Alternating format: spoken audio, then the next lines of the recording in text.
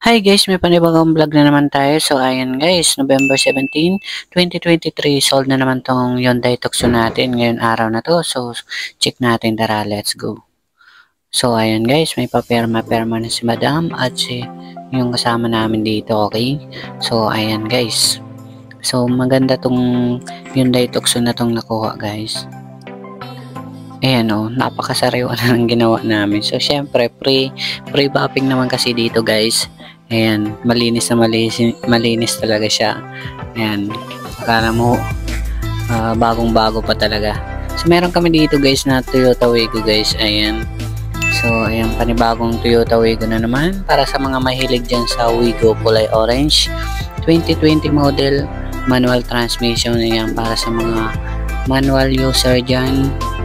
Yan, sa 200,000 down payment.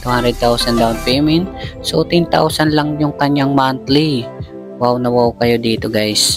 4 years monthly. Yan, Wigo G bar yan. Aba, syempre, yan, 60% yung kanyang gulong. Pero okay na okay pa naman siya guys. Nasa 26,000 mileage lang po siya. 26,000 odometer kung tawagin, kilometer. Okay, so yung kanyang tinakbo. Ayan, maganda yung loob. Sariwa pa, malinis. Ayan, pabanguhan nyo na lang guys.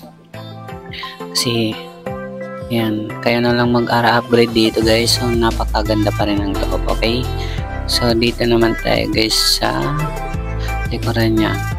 So, buksan na.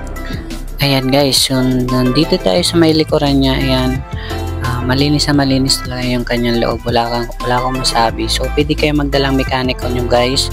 Open test drive. So, may scanner naman kami dito. Pre-scanner para ma-double check yung good condition yung sasakyan at walang error. Okay?